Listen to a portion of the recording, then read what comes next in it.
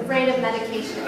He has a loving and supportive family, but his issues are clinical and lie with his body's inability to produce the proper chemicals to provide emotional stability. He is kind-hearted and willing to examine and understand other things, but ultimately scared of the unknown. Lily, 17, an outspoken girl with a very stable set of beliefs. She struggles with addiction and familial issues, but prefers to cope with her extroverted personality. She's very friendly and can be witty and snappy when needed. Raylan, 16, a very quiet girl. Raylan prefers to deal with things alone. She suffers from a poor self-image leading to crippling anorexia. She's taken to wearing sweatshirts and pants in the hospital and remains silent throughout most conversation, awfully pessimistic. Setting, the main group of a hospital, a somewhat cozy room having one couch and a table with a radio, but also has a disturbingly clean feel. At Rise, Lily and Raylan are at the table. Raylan is sitting in the corner, but is closer to the audience than Lily. Lily is drumming her fingers and humming loudly, lightly.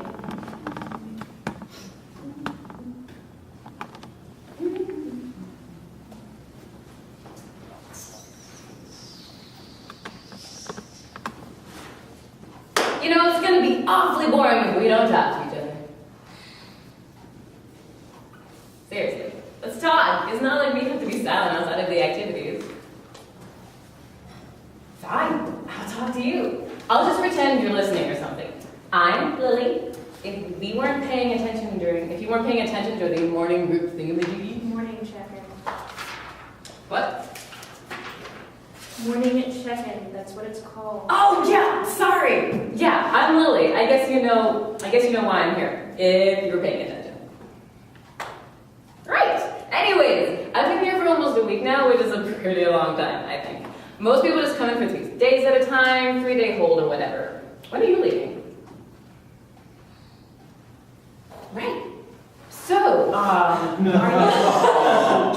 Seth enters slowly, eyes darting around the new environment. Lily looks up from the table for a moment, but keeps still until Seth tentatively sits down on the couch. She then bounces over, hops over the back of the couch, landing in place next to Seth. Hi. What? You might not want to get comfortable. They're gonna take your shoes. Why? Shoelaces. Lily does a short gesture, mimicking choking herself with string and shoelaces. Just. Seth stands, walks off stage, uncertainty in his step. They'll come. You don't have to. Seth doesn't return. Lily's eyes glaze on the couch, staring at the ceiling. Raylan is in the same position, staring at the radio. Soon enough, Seth enters. Lily jumps up and pats the couch next to her. Seth furrows his brows at her casual demeanor and slowly sits down. Come here. What? You're not all clammed up like Ray Ray over there, are you? Call me that. Oh, excuse me. Raylan. Yeah, she's not very talkative. Why are you here? Huh? Oh, right. Alcohol and heroin dependency cutting and boundary issues, right? But I don't like to talk about that. I mean, that's not who we are. That's just, other stuff. Like, let's talk like we just met at a train station. Have you ever been on a train? No, I've seen them, but I don't really travel much, just car rides. Well, trains are really nice. You should totally ride one someday. I wasn't really expecting this. What? When they told me I was being sent to a mental hospital, I imagined that. An asylum. No, well, yeah. Yeah, most people do. It's actually pretty nice here, though, when they bring those big maple donuts for breakfast. Lily makes a loud booming sound, which causes Raylan to squint over for a moment. Seth giggles slightly. Lily follows suit, giggling until she speaks again. Yep, living the good life. Just avoid Mrs. Davis. She's a bit cranky, like always. This isn't summer camp. Right? Sorry. Just trying to make light out of it. When are you leaving? I don't know. Why don't you? I'm counting the minute until my legal holds over. I'm sick of this place, sick of the staff, sick of people without real. Excuse me. What? I have real issues, don't Oh, you? really? Really? You're not recovering from your stupid addictions. You're being stupidly happy. Are you supposed to be in a rehab center, not a hospital? I almost died of a heroin overdose the day before I was brought here. My mom doesn't believe in treatment or whatever, so the only way the doctors could get me in here was a legal hold. My mom still won't budge, so no matter how hard my psychiatrist tries to find a rehab center, my mom won't offer her permission. I'm here, so I just shut up, okay? I deal with things my own way. I'm trying not to let the withdrawals get to me. I feel dizzy all the time because of the meds. Sorry, I didn't. It's fine. I'm just gonna go to my room. See you, Seth. Seth gives a small wave as Lily leaves the room. Raylan lets her gaze drop back down to the radio. Silence takes the room. Seth and Raylan sit alone in the room now. Seth awkwardly sits on the far end of the couch. Raylan remains in the same place by the radio. Is that on? Raylan shakes her head but continues to stare directly at the radio. Why are you looking at it like that then? It's the only digital clock in here with seconds displayed. So what's... I'm not going to rip your vocal cords out if you speak too quickly. They're searching my room. I'm waiting until I can get back in. Sorry, I just never mind. Why? You're asking too many questions. This place isn't for conversion, it should be for recovery. Then what do I say? You spew out your problems, they give you medication, make sure you aren't too suicidal anymore. Then they release you. Medication? Yeah, Lexapro, Prozac, Oxydone, Zoloft, that kind of medication. I don't think medication will really help. It's pumping you full of chemicals to reduce your emotions. How would it not help? They told me I have a clinical issue and I need... Raylan stares at him with a blank expression. Sorry, yeah, Be more confident with your words. I want to... Say that sentence without pauses or others. Try again. Don't want to. Then I don't want to, that counts as a pause. I don't want to make you mad or anything. You'd be significantly less annoying if you weren't afraid of offending me. Try telling me why you're here with as little pauses as possible. I'm here because of... No. I'm here because I tried to hang myself. Why? I'm sad for no reason, really no reason. I have a good family, a bunch of good friends, but I'm just sad. I take everything personally and it's stupid. And I'm sorry, I don't make much sense. I'm sort of bad with words. Shit, sorry. I know I'm not supposed to do that self-degrading thing. It just sort of comes naturally, I guess. I don't know if I'm trying to be a good person or not a narcissist or something, or if I actually hate myself. Hell, a lot of things I do appear nice. I don't think I know who I am anymore. I'm just that quiet kid who holds the door open for strangers but can't work up the courage to look them in the eye and smile, huh? I just try so hard, you know, but it's like it's not enough, I guess. Nice tangent. Shut up. Raylan smiles a bit at that. Scene 2.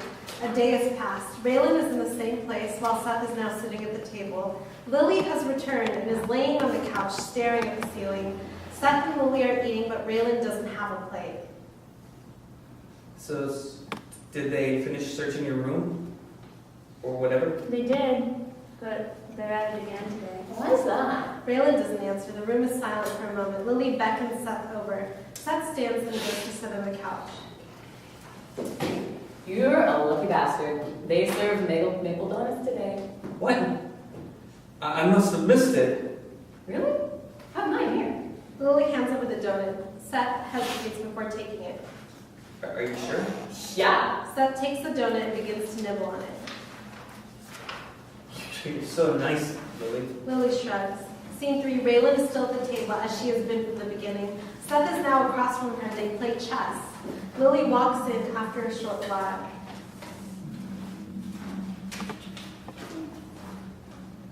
Hey guys, the food cart was running behind schedule, so Mr. Ryan had me go down to the Creedon's place. Got you some spaghetti? That I do. Seth gives away. Raylan does not look up from the board. Lily places 2 plates next to Raylan and Seth and sits on the couch to eat her own meal. Seth immediately begins to eat, though slowly. However, Raylan doesn't touch her food.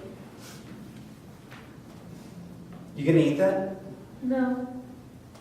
Can I? Sure. Seth begins to take Raylan's plate, but Lily stands. Wait, Seth, don't. Huh? Ray. Don't call me that. Sorry, Raylan. The entire time you've been here, the only things you've eaten were the granola bars that Mr. Rand made you eat. What's up with that?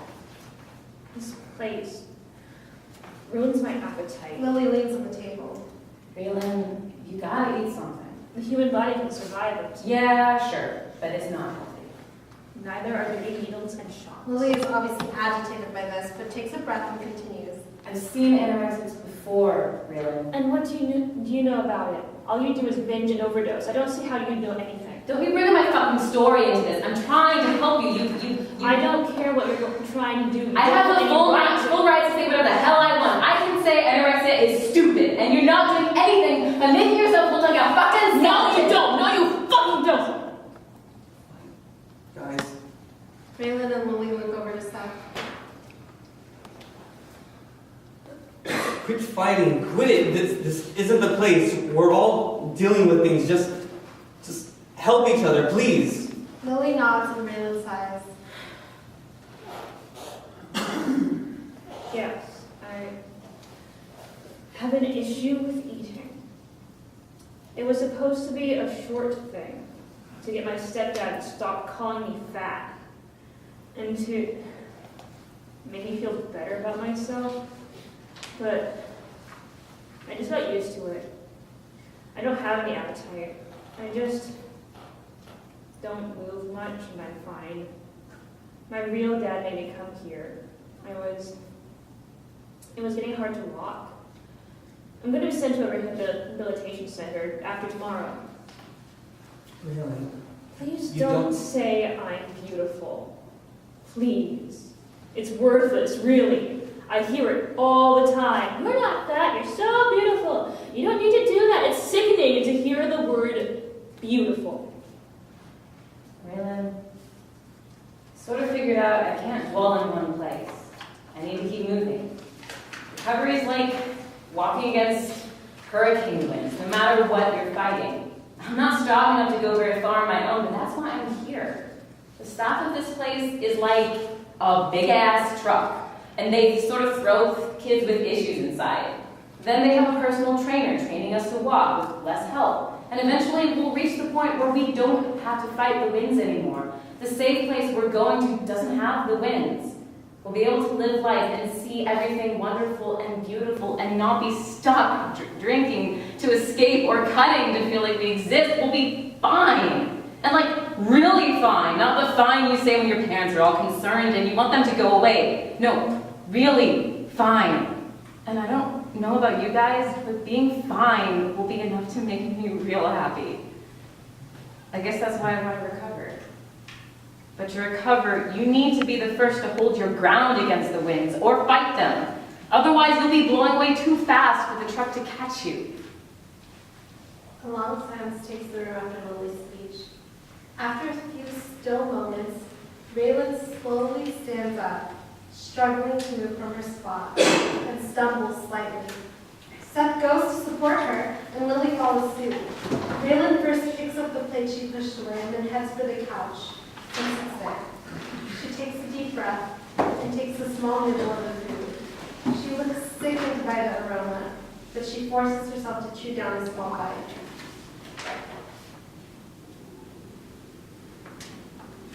Thank you.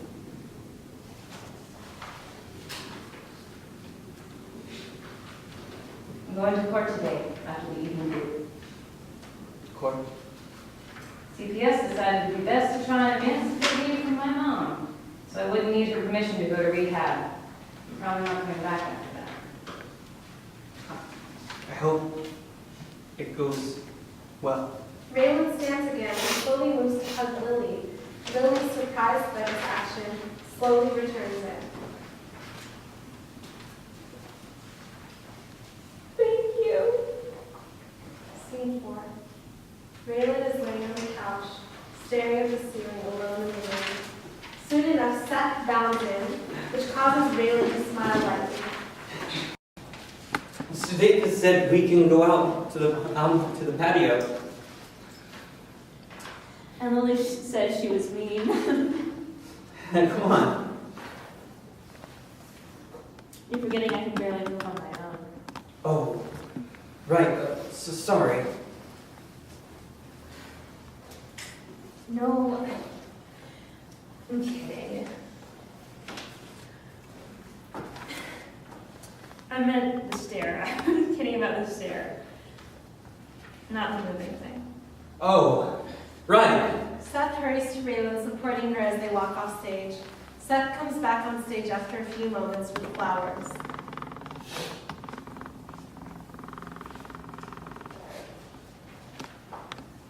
I don't remember my stay as clearly as I'd like to. Sessions crammed and blurred together, but tiny fragments of time between sessions remain. Hearing myself laugh, Lily saying something crazy, waking up each morning to see the bags under my fading eyes.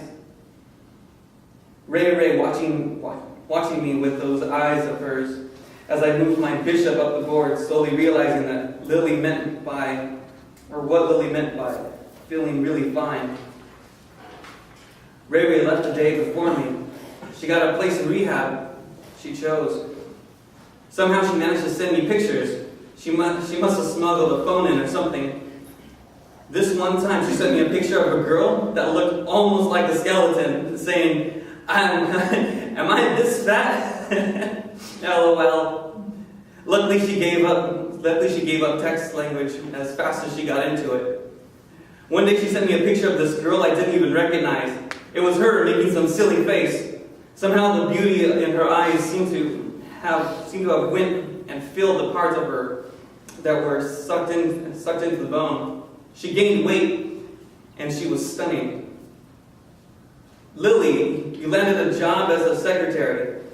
It apparently didn't pay much, but I could tell how happy you were with it. You called me the day you buried your mom's contact info. You bought a small townhouse with your new fiance and built a little tree house where you somehow grew flowers. You tried to get alone time up there, but I don't think it really worked out too well, considering how many texts I got from you. You weren't the type to be alone. You made tons of friends at work, including your fiance. A few nights before your wedding, an old friend visited you. The last text I got from you was, "He got me a dime bag. Don't worry, it's just one hit, and this stuff is less than what I'm used to take." He shuts his eyes, takes a breath, holding back tears.